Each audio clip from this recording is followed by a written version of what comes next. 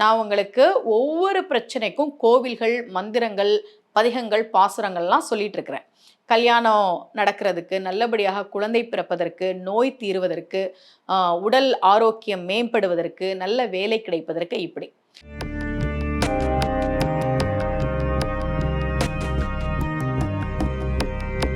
ரகசிய உண்மைகள் சேனலை பார்த்து கொண்டிருக்கும் உங்கள் அனைவருக்கும் சுமதி ஸ்ரீயின் அன்பு வணக்கம். இந்த பகுதியில் நம்ம நிறைய பரிகார முறைகள், பரிகார தலங்கள், ஆன்மீக கேள்வி பதில்கள், ஆன்மீக சந்தேகங்கள், என்ன பிரச்சனைக்கு என்ன மாதிரி வழிபாடு பண்ணணும்னு தொடர்ந்து பார்த்துக்கிட்டு இருக்கோம். இந்த ஜாதகம் பாருங்க, ஒரு பெண்ணினுடைய ஜாதகம் இது. பல வருடங்களா திருமணமே ஆகலை.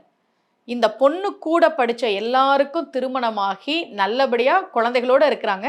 இந்த பொண்ணுக்கு திருமணமே அமையலை. 2ல் குடும்பஸ்தானத்தில் உச்ச சனி, 7ல் சுக்கிரன் உச்சம், குரு ஆட்சி, 8ல் சூரியன் உச்சம், செவ்வாய் ஆட்சி.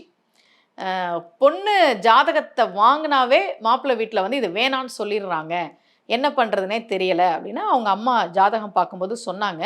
அந்த பொண்ணுக்கு வந்து கடவுள் நம்பிக்கைலாம் போயிடுச்சுமா, அந்த பொண்ணு கோவிலுக்கெல்லாம் வரமாட்டாங்க, சாமியெல்லாம் கும்பிட மாட்டாங்க, நான் தான் ஏதாவது பண்ணணும் அப்படின்னாங்க.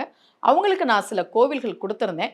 முக்கியமாக இந்த பாசுரத்தை ஒவ்வொரு நாளும் நீங்கள் பாராயணம் பண்ணுங்க அப்படின்னு நான் அவங்களுக்கு சொல்லியிருந்தேன்.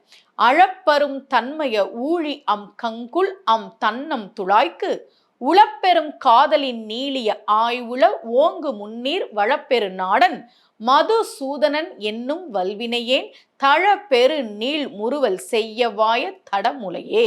இந்த பாசுரத்தை நீங்கள் ஒவ்வொரு நாளும் பாராயணம் பண்ணி நீங்கள் உங்கள் பொண்ணுக்காக வேண்டிக்கோங்க அப்படின்னு நான் சொல்லியிருந்தேன். பொதுவாகவே நம்முடைய பாசுரங்கள், பதிகங்கள், அபிராமி அந்தாதி பாடல்கள் இது எல்லாமே மந்திரம் மாதிரி நம்முடைய விண்ணப்பத்தை மிக விரைவில் நிறைவேற்றி தரக்கூடியவை.